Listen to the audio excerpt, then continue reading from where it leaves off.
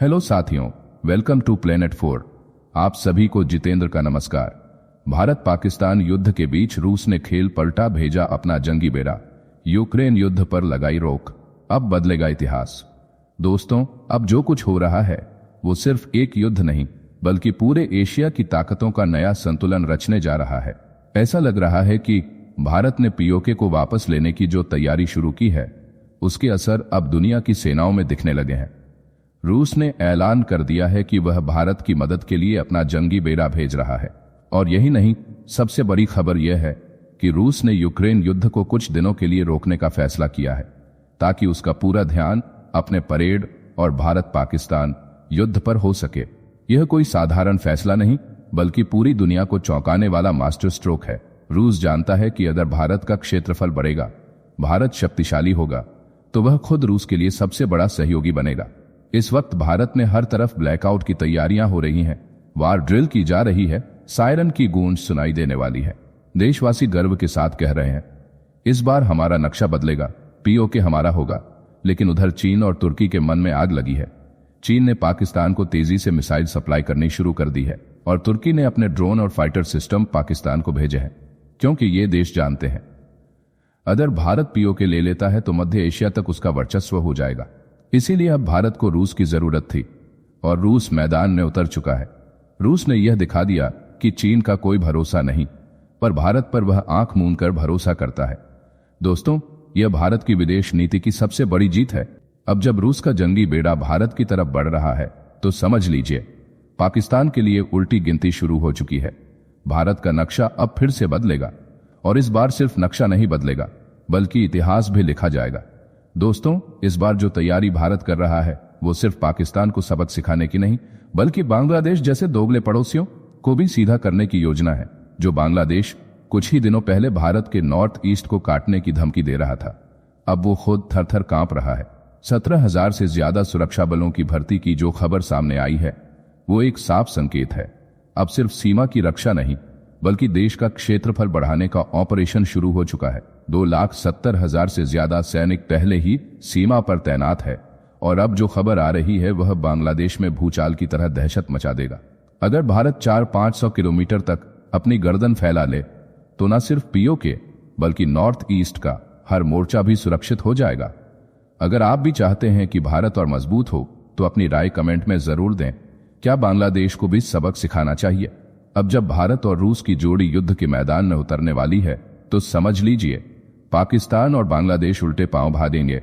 चीन चुपचाप तमाशा देखेगा और अमेरिका ताली बजाकर भारत को शाबाशी देगा, क्योंकि इस बार अमेरिका पाकिस्तान को बचाने नहीं आएगा बल्कि भारत के हर कदम पर खड़ा नजर आएगा। जिस वक्त अमेरिकी उपराष्ट्रपति भारत में मौजूद थे उस वक्त पाकिस्तान ने भारत पर हमला किया, हमारे मासूमों को मारा, तो अब अमेरिका उसे बचाने नहीं आएगा।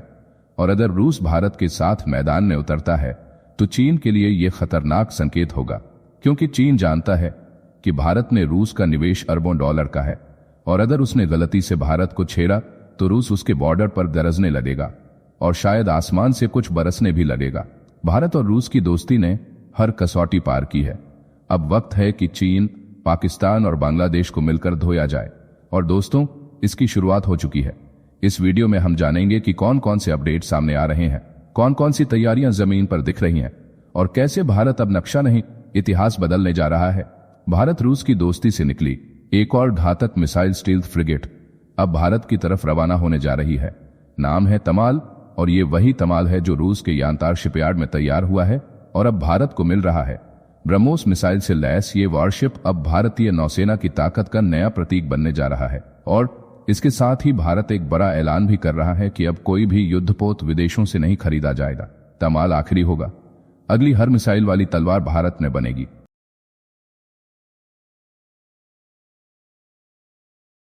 बात 2016 की है, जब भारत और रूस के बीच एक समझौता हुआ।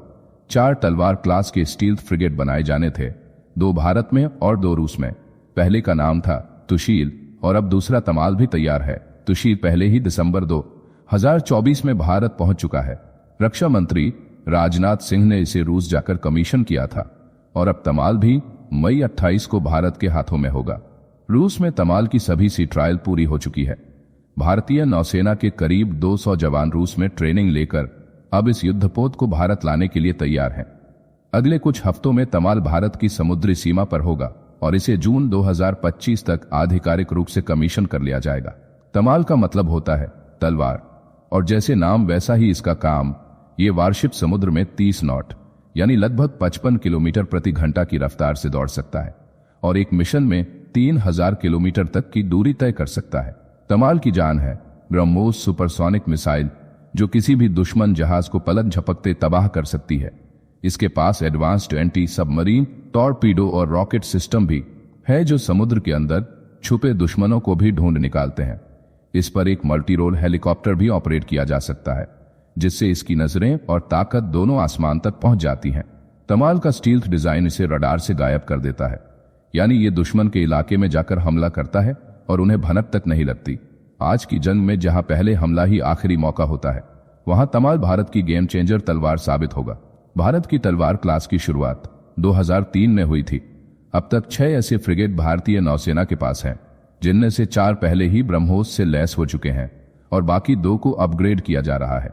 रूस यूक्रेन युद्ध की वजह से बहुत सारी डिलीवरीज लेट हुई हैं, लेकिन तमाल के मामले में ऐसा नहीं हुआ, क्योंकि इसके इंजन पहले ही यूक्रेन से डिलीवर कर दिए गए थे और अब गोवा शिपयार्ड में 2 और स्टील्थ फ्रिगेट्स बन रहे हैं, जिनके इंजन भी पहले से आ चुके हैं।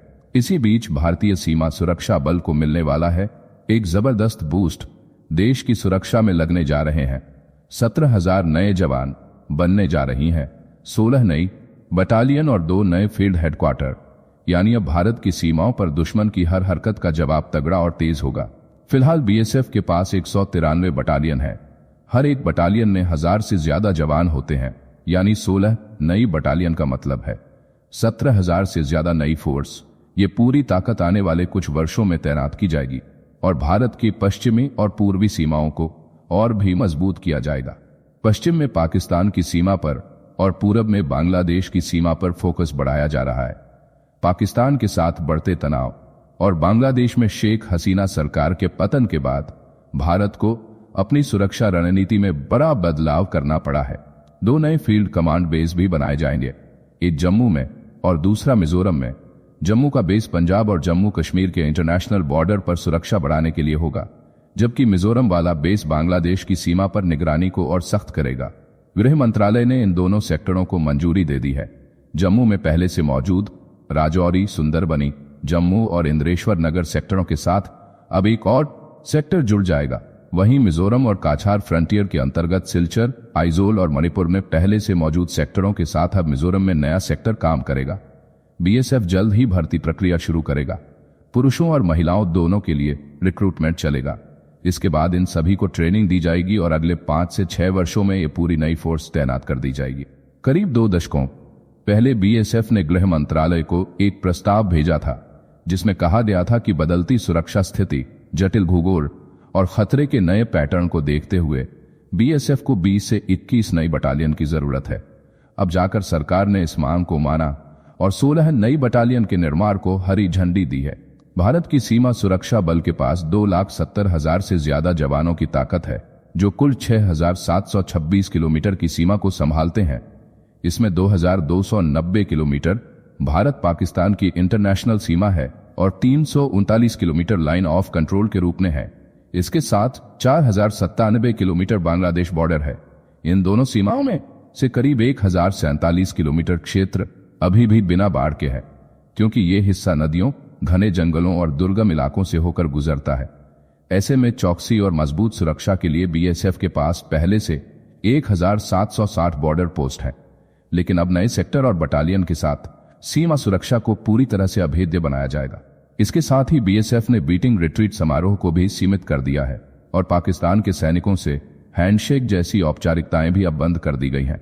संदेश साफ है कि अब बातचीत नहीं, बल्कि पूरी सतर्कता और सख्ती से सीमाएं सुरक्षित की जाएंगी।